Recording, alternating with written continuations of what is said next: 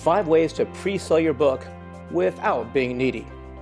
Soon you'll be an author, but not quite yet. You see, launching a book without an audience is extremely difficult.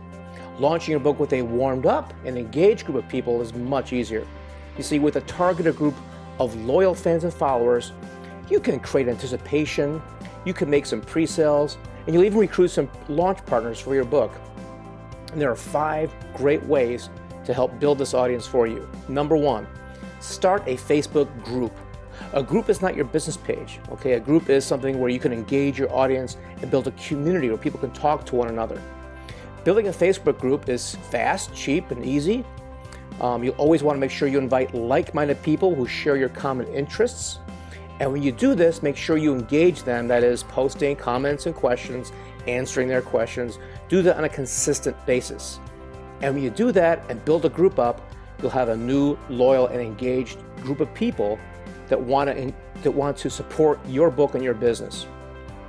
The second thing to do is start a blog.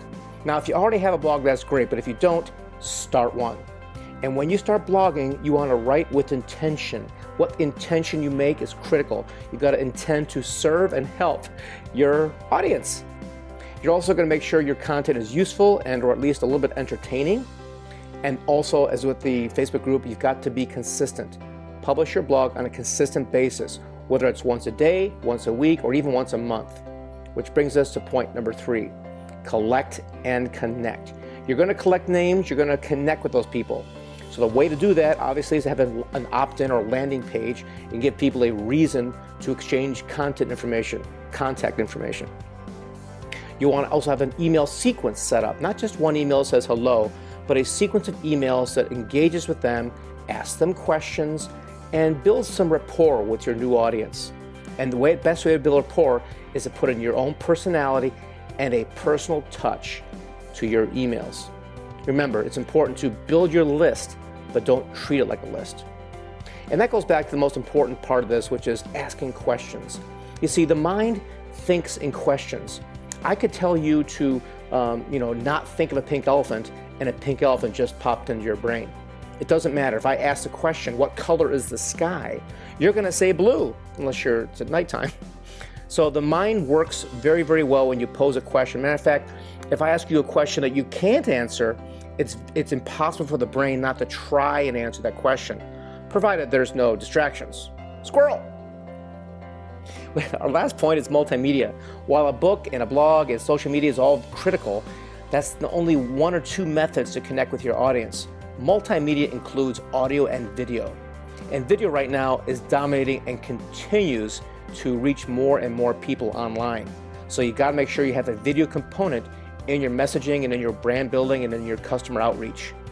Again, like we mentioned in the earlier areas, create content that is useful, purposeful, and with intention. The most important thing about video in my mind is to keep it short.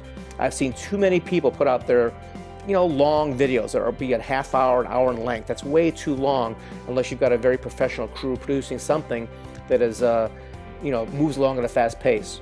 The best videos are just a few minutes long and are cut right to the point. See, publishing a book is going to be very, very satisfying. Building your audience takes a little bit of work and some thought, and with consistent effort, it works. Now, publishing a book is probably very painful as well, maybe as painful as giving birth. But like raising a child, you must nurture this. You must give it attention, and it needs to grow and become independent and self-sustaining. The same is true for a child, the same is true for your book. Build it, nurture it, watch it grow.